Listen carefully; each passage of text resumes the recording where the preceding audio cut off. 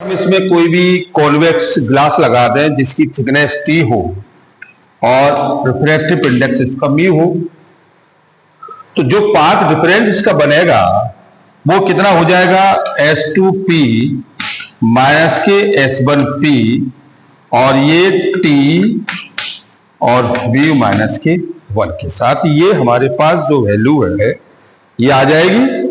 और इसमें ये हमारे पास जो पाथ डिफरेंस निकला है ये वाला, ये हमारा कितना निकला है, S2P माइनस के S1P, यानी कि इसको आप R2 माइनस के R1 और कह सकते हो और माइनस के T और ये म्यू माइनस के 1 के साथ।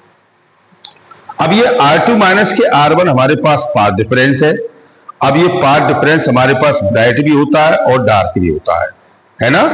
तो हम इसे अगर निकालेंगे तो एक कंडीशन तो हमारे पास ये हो जाएगी Y n D upon D और माइनस के टी और ये म्यू माइनस के 1 is equal to n lambda bright के लिए, यही तो हो गया। और डार्क के लिए हो गया Y n plus 1 D upon D और ये माइनस के टी और ये म्यू माइनस के 1 is equal to n plus 1 upon 2 into lambda. ये डार्क आ गई, ये डार्क फ्रिंज हो गई। अब देखिए दोनों के डिफरेंस को अगर हम निकाल रहे हैं तो एक हमारे पास ब्राइट के साथ है और एक हमारे पास डार्क के साथ है, तो जब भी हम इसमें निकालेंगे इसका डिफरेंस जो है वो चेंज होगा। अब डिफरेंस जो हमारे पास चेंज हो जाएगा तो ब्राइट के लिए कुछ और होगा और डार्क के लिए कुछ और हो जाएगा। लेकिन अब जब भी हम निकालेंगे तो देखिए हमारे पास जो वैल्यूएशन आई तो वो कितनी आती है, इसको हम इधर ले गए टर्न ओवर करके, तो यहां से Y n D upon D is equal to और ये एन लैम्डा प्लस टी और म्यू माइनस 1, तो Y n is equal to n lambda t और देखो म्यू माइनस के 1 और ये डी अपॉन डी के साथ। अब n प्लस 1 के साथ कितना हो जाएगा, ये हो जाएगा आपका n plus 1 upon 2 lambda plus t और देखो म्यू माइनस 1 और ये d अपॉन d के साथ डिफरेंस निकाल लो, तो beta is equal to Y n plus 1 minus के बाई एन।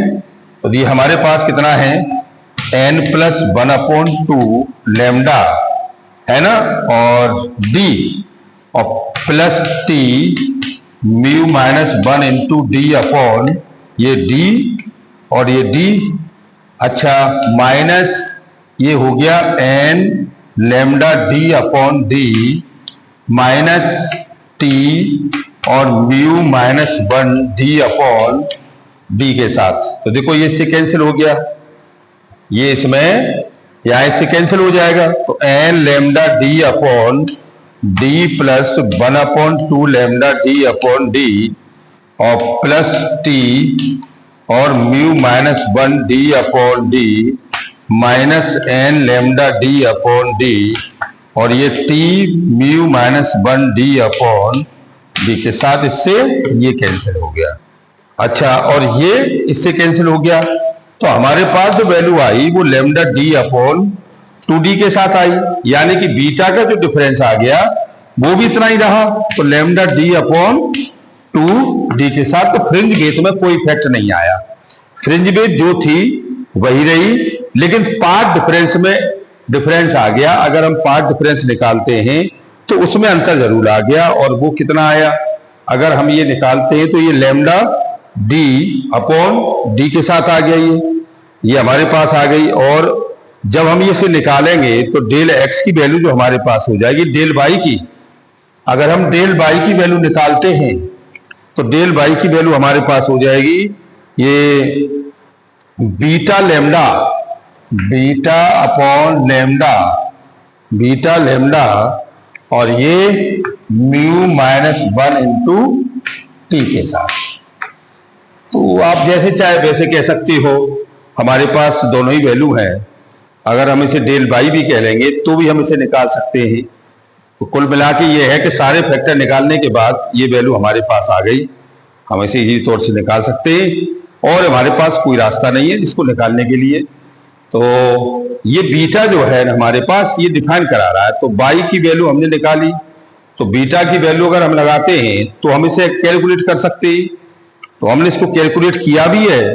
तो कैलकुलेट करने पर हमने देखा कि एक बार इसको हमने ब्रैकेट के साथ लिया, एक बार हमने इसको डार्क के साथ लिया।